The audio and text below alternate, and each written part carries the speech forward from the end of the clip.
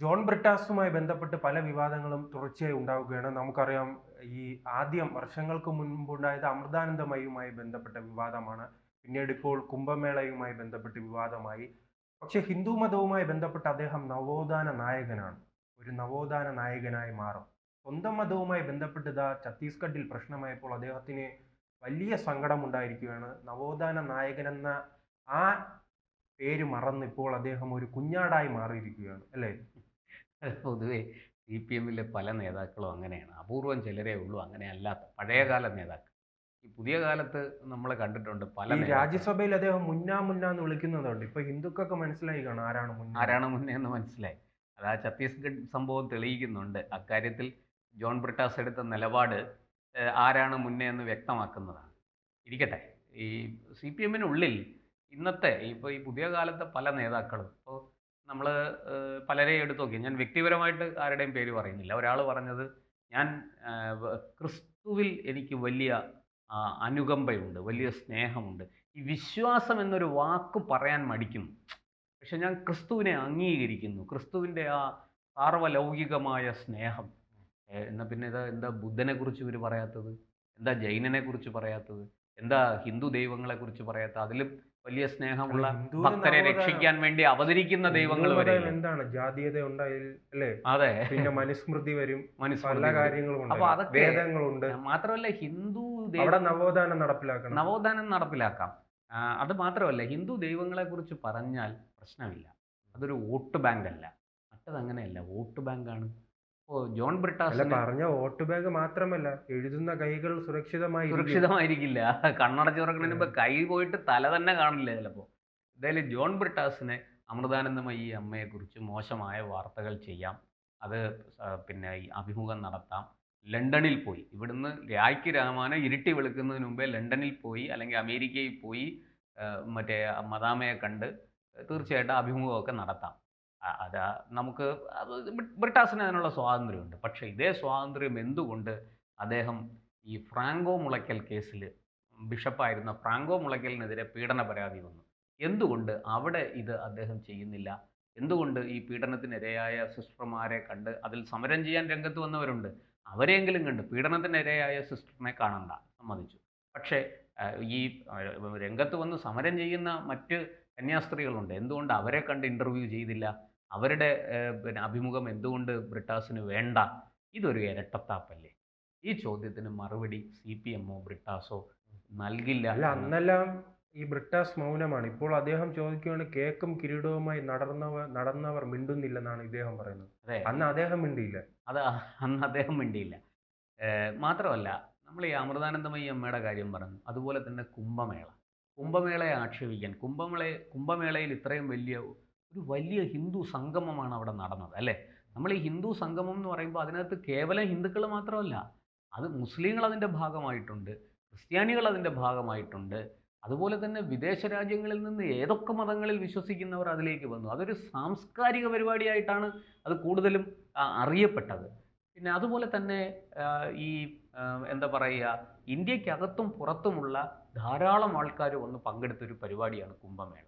വിശ്വാസികളുമുണ്ട്, അവിശ്വാസികളുമുണ്ട്. അവിടെ ഈ കുംഭമേളയിൽ വന്ന് അവിടെ എന്തെല്ലാം കുത്തിത്തിരിപ്പാണ് ഉണ്ടാക്കിയത്. ഈ വെള്ളത്തിൽ മുങ്ങുന്നത് കൊണ്ട് രോഗം വരും, അങ്ങനെ എന്തെല്ലാം വിഷയങ്ങളാണ് അവിടെ ഉണ്ടാക്കിയത്.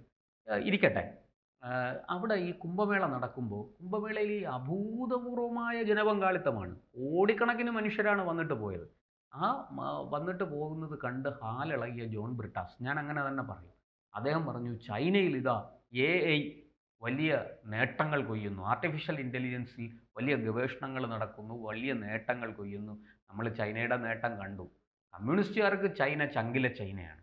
പക്ഷെ നമ്മളെ സംബന്ധിച്ച് ചൈനയുടെ പിന്നെ J-16 വിമാനമൊക്കെ, J-10 വിമാനമൊക്കെ പാകിസ്ഥാൻ എടുത്ത് ഉപയോഗിച്ചപ്പം, ഇന്ത്യക്ക് നേരെ ഉപയോഗിച്ചപ്പോൾ എന്താണ് സംഭവിച്ചതെന്നും ചൈനയുടെ സാങ്കേതിക വിദ്യ എവിടം വരെ എത്തിയെന്നുമൊക്കെ നമ്മൾ കണ്ടു. ഇവിടെ ബ്രിട്ടാസ് പറഞ്ഞത്, ചൈന ആർട്ടിഫിഷ്യൽ ഇൻ്റലിജൻസിൽ വലിയ മുന്നേറ്റമാണ് ചൈന കൈവരിച്ചിരിക്കുന്നത്. പിന്നെ അവിടെ തൂക്കുന്നതും തുടയ്ക്കുന്നതും എല്ലാം AI ആണ്. AI കമ്പ്യൂട്ടറാണ് അവിടെ തൂക്കുന്നതും തുടയ്ക്കുന്നതും പോലും. ഇവിടെ ഇപ്പോഴും വെള്ളത്തിൽ മുങ്ങിക്കൊണ്ടിരിക്കുന്നതേ ഉള്ളൂ. രാജ്യത്തെ പുറകോട്ടടിക്കുകയാണ്. ഈ വെള്ളത്തിൽ മുങ്ങിയത് കൊണ്ട് എത്ര കോടി രൂപ ഇന്ത്യയിലേക്ക് വന്നു, വിദേശ ധനമടക്കം ഇന്ത്യയിലേക്ക് വന്നു എന്നുള്ളതിൻ്റെ കണക്ക് ബ്രിട്ടാസിന് അറിയണ്ട. അത് അറിഞ്ഞിട്ടും പ്രയോജനമൊന്നുമില്ല. കാരണം അതിൽ നിന്നൊന്നും കൊണ്ടുപോകാൻ പറ്റത്തില്ലല്ലോ. അത് യോഗി സർക്കാരിൻ്റെ കയ്യിലേക്കല്ലേ കിട്ടുന്നത്.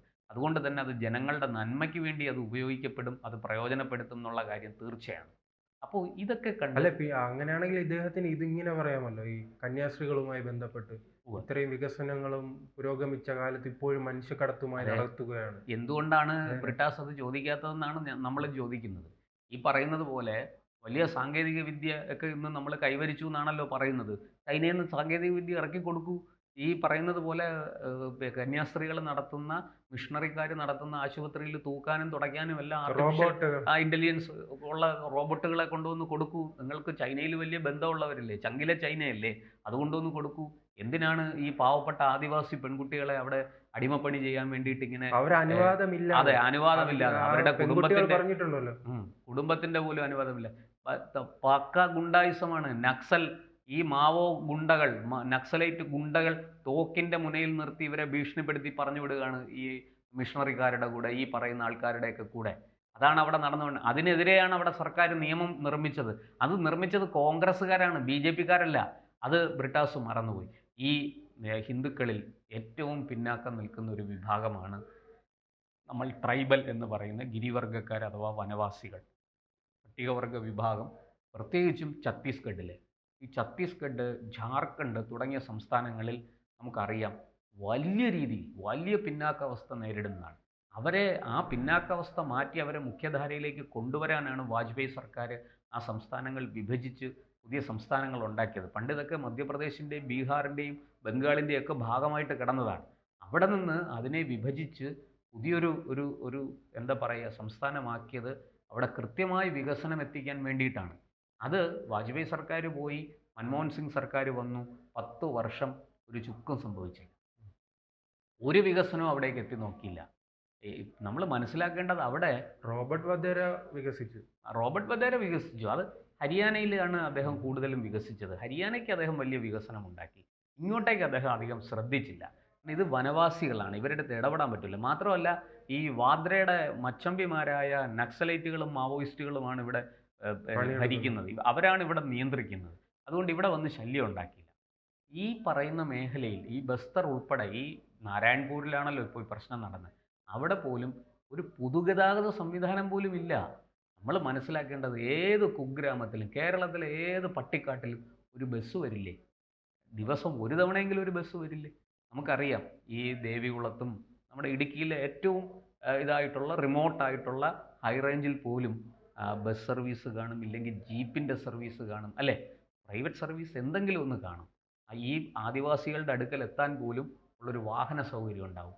അതുപോലും ഇല്ലാത്ത സ്ഥലമാണ് ഈ നാരായൺപൂറും ബസ്തറുമൊക്കെ. അവിടെയാണ് ഈ എന്താ പറയുക ഈ തരത്തിലുള്ള, അവിടുന്നാണ് 3 വനവാസി പെൺകുട്ടികളെ കൊണ്ടുപോകാൻ ശ്രമം നടന്നത്. അപ്പോൾ അതിൻ്റെ കാര്യകാരണങ്ങൾ അന്വേഷിക്കുക പോലും ചെയ്യാനുള്ള ഒരു മനസ്ഥിതി ഇല്ലാതെ ഈ ബ്രിട്ടാസ് വെറും രാഷ്ട്രീയം മാത്രം കണ്ട്, ഇത് നഗ്നമായ കേരളത്തിലെ ക്രിസ്ത്യാനികളുടെ വോട്ട് തട്ടിയെടുക്കാൻ, അതിന് CPM-ന് ആ വോട്ട് എങ്ങനെ നേടിക്കൊടുക്കാം, അതാണ് ബ്രിട്ടാസിൻ്റെ ലക്ഷ്യം. അല്ലാതെ ബ്രിട്ടാസിനൊന്നും ഇക്കാര്യത്തിലൊന്നും യാതൊരു ആത്മാർത്ഥതയുമില്ല. ഈ പറയുന്നത് പോലെ മാധ്യമപ്രവർത്തകരുടെ ധർമ്മം പോലും ബ്രിട്ടാസ് നിർവഹിക്കില്ല എന്ന് തീർച്ചയാണ്. അത് നമ്മൾ മുമ്പ് അമൃതാനന്ദമയി അമ്മയുടെ വിഷയത്തിലും കണ്ടതാണ്. അതുപോലെ തന്നെ അത് കുംഭമേളയുടെ കാര്യത്തിലും കണ്ടതാണ്. ഇങ്ങനെ പല സന്ദർഭങ്ങളുണ്ട്. എടുത്തു പറയാനാണെങ്കിൽ ഇനിയും ഒരുപാട് സന്ദർഭങ്ങളുണ്ട്. അത് ഒരു ശരാശരി CPM-കാരൻ്റെ, ഞാൻ ജോൺ ബ്രിട്ടാസ് എന്ന വ്യക്തിയെക്കുറിച്ചല്ല പറയുന്നത്, ഒരു ശരാശരി CPM-കാരൻ്റെ അജണ്ടയാണ്. അവരെ സംബന്ധിച്ച് എങ്ങനെ ഇത്തരം കാര്യങ്ങൾ വെടക്കാക്കി തനിക്കാക്കാം, അതാണ് അവരുടെ നയം. അതാണ്. അതിനപ്പുറത്തേക്ക് അവർ യാതൊന്നും, അല്ലാതെ ഈ പറയുന്ന വാസ്തവത്തിൽ ഇവർ ആരുടെ ഒപ്പമാണ് നിൽക്കേണ്ടത്? ഈ ആദിവാസികളുടെ പിന്നാക്കാവസ്ഥ നേരിടുന്ന ആദിവാസികളുടെ ഒപ്പമല്ലേ ഇന്ത്യൻ ജനത, ഇന്ത്യൻ രാഷ്ട്രീയം, ഇന്ത്യൻ ഭരണകൂടമൊക്കെ നിൽക്കേണ്ടത്? അതിന് പകരം അവരെ ഈ എന്തെങ്കിലുമൊക്കെ നക്കാപ്പിച്ച കൊടുത്ത് മതം മാറ്റി അടിമപ്പടിക്ക് കൊണ്ടുപോകുന്ന ഒരു സമ്പ്രദായത്തിനോടാണോ അവർ നിൽക്കേണ്ടത്? അവിടെയാണോ? അങ്ങനെ ചെയ്യുന്നവരെ പ്രോത്സാഹിപ്പിക്കുകയാണ് അവരിപ്പോൾ അതെ, ചെയ്യുന്നത്. അങ്ങനെ ചെയ്യുന്നവരെ പ്രോത്സാഹിപ്പിക്കുന്നതിൻ്റെ ലക്ഷ്യം ഇതാണ്. കാരണം ഇതൊരു ഞാൻ ചോദിക്കട്ടെ, ഛത്തീസ്ഗഡിൽ CPM-ന് എന്ത് സ്വാധീനമാണുള്ളത്? അവിടെ പോയി മത്സരിക്കാൻ, ഒരു സ്ഥലത്ത് നോമിനേഷൻ കൊടുക്കാൻ ആരെങ്കിലും ഉണ്ടോ? അവിടെ നോട്ട മത്സരിച്ച CPM-ന് നോട്ടയുടെ 10-1 വോട്ട് പോലും ഛത്തീസ്ഗഡിൽ CPM-ന് കിട്ടില്ല. മധ്യപ്രദേശിൽ കിട്ടില്ല, യു പിയിൽ കിട്ടില്ല, ഈ പറയുന്ന ജാർഖണ്ഡിൽ കിട്ടില്ല. അല്ല, റഹീമിന് തിരിച്ചു എന്ന് പറയാം, ഞാൻ കണ്ടത് ചുവന്നു തൊടുത്ത ഛത്തീസ്ഗഡാണ്. അതെ അതെ, ചുവന്ന് തൊടുത്ത ഛത്തീസ്ഗഡ് തന്നെയാണ്. ഞാൻ അങ്ങോട്ട് പോകുന്നില്ല അതിലേക്ക് കൂടുതൽ. അപ്പോൾ അതേസമയം ഇതെല്ലാം പറഞ്ഞിവിടെ കേരളത്തിലെ ക്രിസ്ത്യാനികളെ ഭയപ്പെടുത്തി, ഭീഷണിപ്പെടുത്തി, പ്രലോഭിപ്പിച്ച് ഒക്കെ അവരുടെ വോട്ട് തട്ടാം. അതിനു വേണ്ടിയിട്ട് ഈ ബ്രിട്ടാസും റഹീമും വൃന്ദാകാരാട്ടും ഒക്കെ ഏതറ്റം വരെയും പോകും. അതാണ് ഇവിടെ സംഭവിച്ചിരിക്കുന്നത്. അതിൽ കൂടുതലായിട്ട് ഇതിനകത്ത് ഒന്നുമില്ല. കൃത്യമായിട്ട് CPM-ന്റെ ഹിന്ദു വിരുദ്ധത വളരെ വ്യക്തമായിട്ട് ഒരിക്കൽ കൂടി തെളിഞ്ഞിരിക്കുകയാണ്. കൂടുതൽ വാർത്തകളും വിശേഷങ്ങളും നിങ്ങളിലേക്ക് എത്താൻ ABC മലയാളം സബ്സ്ക്രൈബ് ചെയ്യുക, ബെൽ ബട്ടണും അമർത്തുക.